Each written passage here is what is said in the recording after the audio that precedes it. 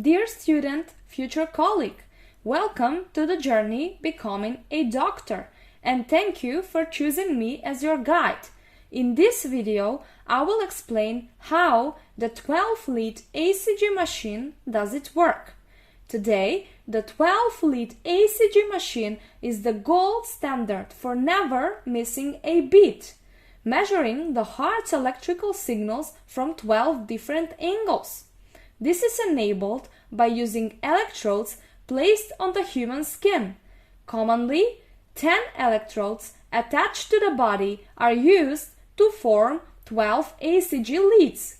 These electrodes detect the small electrical changes that are a consequence of cardiac muscle depolarization followed by repolarization during each cardiac cycle. Let's study the correct placement of the electrodes first. We have 4 limb electrodes and 6 chest electrodes. Let's start with the limb electrodes first.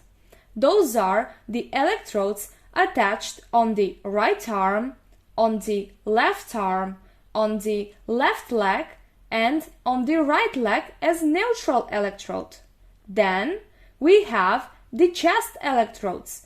They are marked with the letter V followed by a number from 1 to 6. So we have V1 placed in the 4th intercostal space just to the right of the sternum. Next, we have V2 placed in the 4th intercostal space just to the left of the sternum. Then we have V3 placed between leads V2 and V4. Then we have V4 placed in the 5th intercostal space between ribs 5 and 6 in the mid-clavicular line. Then we have V5 horizontally even with V4 in the left anterior axillary line. And at the end, we have V6 in the mid-axillary line. These 10 electrodes are used to form the 12 ECG leads. As we know, the standard ECG today is composed of 6 limb leads and 6 chest leads. They measure the electrical potential difference between 2 electrodes. The leads allow interpretation of specific areas of the heart. Those are the inferior, the lateral, and the interior area of the heart. Each lead records the same heart's electrical activity from a different angle. By the same electrical activity, I refer to the depolarization of the atria, the repolarization of the atria, the depolarization of the ventricles, and the repolarization of the ventricles, occurring in one cardiac cycle, to be recorded from 12 different positions at the same time. Imagine it as 12 cameras recording the heart at the same time from 12 different positions. That's why we have a slightly different pattern in every lead, but in fact it's the same activity of the heart. Each camera records the heart from the point of the placement of the positive electrode.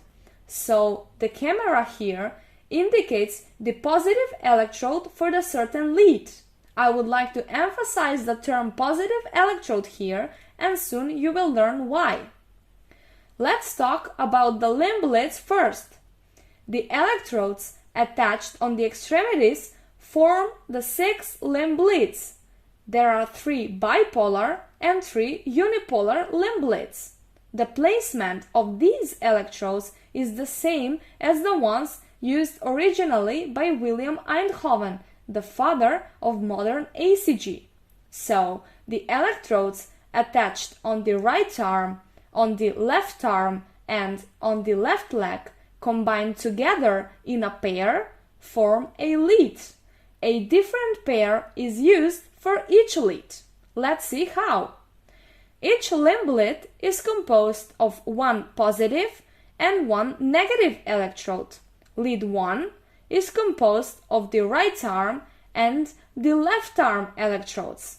the right arm electrode is considered negative and the left arm electrode is considered positive. So the camera recording the lead one is placed on the left arm. The point of view for lead one is the left arm. Remember, each camera records the heart's electrical activity from the point of view of the positive electrode. Lead 1 presents the voltage difference between the left arm and the right arm electrodes. Now, lead 2 is composed of the right arm and the left leg electrodes. The right arm is considered negative and the left leg is considered positive electrode. So, the camera recording the lead 2 is placed where? Yes, you are right, on the left leg. Lead 2 is the voltage difference between the left leg and the right arm electrodes. And at the end, lead 3 is composed of the left arm and the left leg electrodes. The left arm is considered negative and the left leg is considered positive electrode. So, the camera recording the lead 3 is placed again on the left leg. Lead 3 is the voltage difference between the left leg and the left arm electrodes. These three leads are called the bipolar limb leads, and if combined together, they form the Einthoven's triangle. This triangle has a center. The center represents the heart and is placed directly over the AV node. If we move the leads 1, 2 and 3 to the center, we get the correct placement of the camera. Are you still with me? I know it might be confusing, but soon it will be much clearer. Let's move to the other standard limb leads. There are three unipolar limb leads, so-called augmented limb leads. These leads are formed using a single positive electrode that is referenced against a combination of the other two limb electrodes.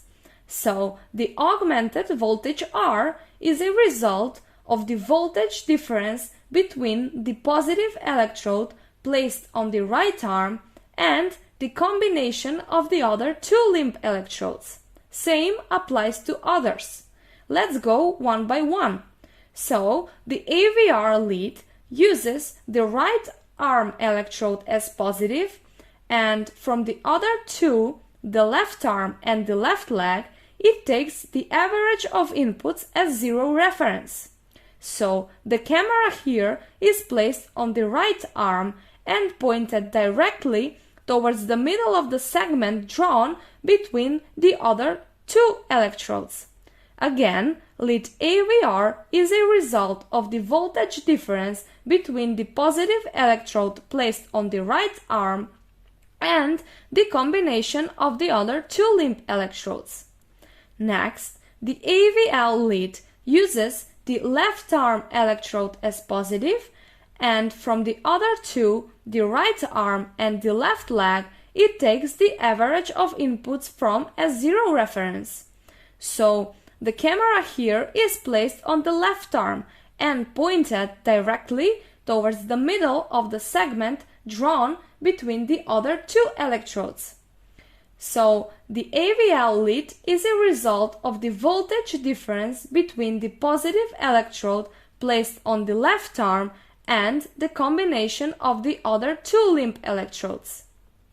And at the end, the AVF lead uses the left leg electrode as positive, and from the other two, the right arm and the left arm, it takes the average of inputs as zero reference. So, the camera here is placed on the left leg and pointed directly towards the middle of the segment drawn between the other two electrodes.